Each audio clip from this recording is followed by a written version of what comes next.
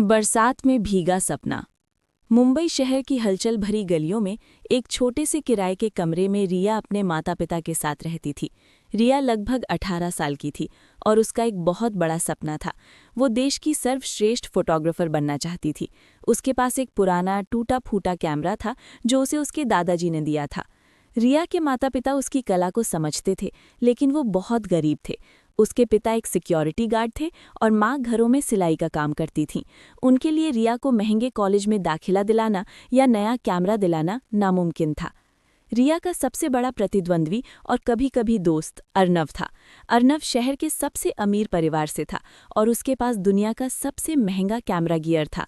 वो रिया को अक्सर नीचा दिखाता और कहता, तुम जैसे गरीब लोग सिर्फ सपने देख सकते हो, उन्हें पूरा नहीं कर सकते। रिया को इन बातों से दुख होता था, लेकिन वो जानती थी कि उसके हुनर के सामने पैसा मायने नहीं रखता। रिया हर शाम शहर की सड़कों पर निकलती, टूटे कैमरे से बेहतरीन तस्वीरें खींचती और उन्हें एक पुराने ब्लॉग पर अपलोड करती थी, जिसे बरसात की बूंदें नाम दिया था। एक दिन शहर में एक बहुत बड़ी फोटोग्राफी प्रतियोगिता की घोषणा हुई। जीतने वाले को सिर्फ 1 लाख रुपए का नकद पुरस्कार ही नहीं, बल्कि लंदन की प्रतिष्ठित आर्ट स्कूल में 1 साल की स्कॉलरशिप भी मिलने वाली थी। ये रिया के लिए अपने सपने को पूरा करने का सुनहरा मौका था। प्रतियोगिता का विषय था संघर्ष और सौंदर्य। रिया ने तय किया कि वो इस प्रतियोगिता में हिस्सा लेगी। उसने अपनी सबसे अच्छी तस्वीरें जमा की और अपनी एक सबसे खास तस्वीर भेजी, जिसे उसने एक भारी बरसात की शाम को खींचा था। एक मजदूर जो बारिश में भीगते हुए भी मुस्कुरा रहा था।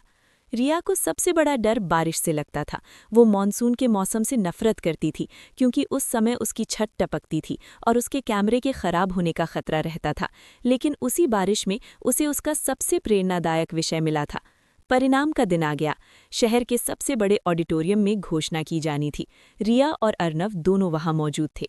अर्नव को पूरा यकीन था कि वो जीतेगा, क्योंकि उसकी तस्वीरें बहुत महंगी थीं।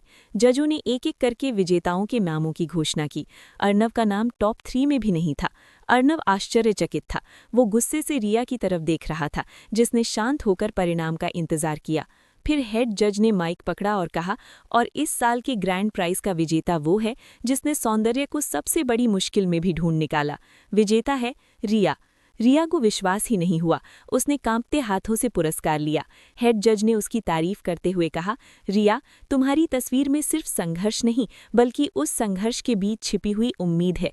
ऐसा लगता है जैसे तुम्हारी तस्वीर बरसात में भीगा सपना है, जो रुकने के बजाय अपनी मंजिल की ओर बढ़ रहा है। रिया ने पीछे मुड़कर देखा। अर्नव को अपनी हार का एहसास हो चुका था। वो धीरे से रिया के पास आया और बोला, रिया, मैं गलत था। हुनर सच में पैसों से बड़ा होता है।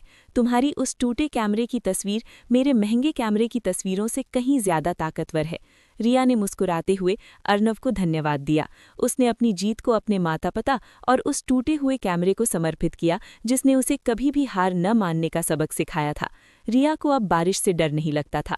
उसे पता था कि जीवन में आने वाली मुश्किलें, यानी कि बारिश, ही उसकी मंजिल का रास्ता बनाती हैं। कहानी से सीख। रिया की ये कहानी हमें सिखाती है कि जीवन में आने वाली हर बाधा, हर मुश्किल समय, चाहे वो आर्थिक तंगी हो या किसी का नकारात्मक रवैया, हमारी प्रगति को रोकने के लिए नहीं, बल्कि हमें अपनी मंजिल तक पहुंचने का रास्ता दिखाने के लिए आती है। बरसात में भीगने का मतलब ये नहीं है कि आप रुक जाएं, बल्कि ये है कि आप उस चुनौती को स्वीकार करें, अपनी लगन को और मजबूत करें और अपने लक्ष्य के प्रति अटल रहें। अपने सपनों को इतना बड़ा रखें कि मुश्किलें उनके सामने छोटी पड़ जाएं, और उन्हें पूरा करने के लिए तब तक ना रुकें जब तक आप उस सफलता की रोशनी में ना भीग जाएं। दोस्तों, बरसात में भीगा सपना की ये कहानी यहीं समाप्त होती है। हमें उम्मीद है कि इस कहानी ने आपके मन में उम्मीद की एक नई किरण जगाई होगी। ऐसी ही और कहानियां सुनने के लिए हमारे साथ जुड़े रहें। हम लाके हैं हमेशा एक नई कहानी, जो न सिर्फ आपका मनोरंजन करती है, बल्कि आपको जीवन के हर मोड़ पर प्रेरणा और सही राह भी दिखाती है। फिर मिलेंगे। अगर आपको हमारी कहानियाँ पसंद आई हों तो लाइक करें, शेयर करें और ऐसी ही प्यारी सीख देने वाली कहानियों के लिए हिंदी मनपसंद कहानियाँ चैनल को सब्सक्राइब ज़रूर करें।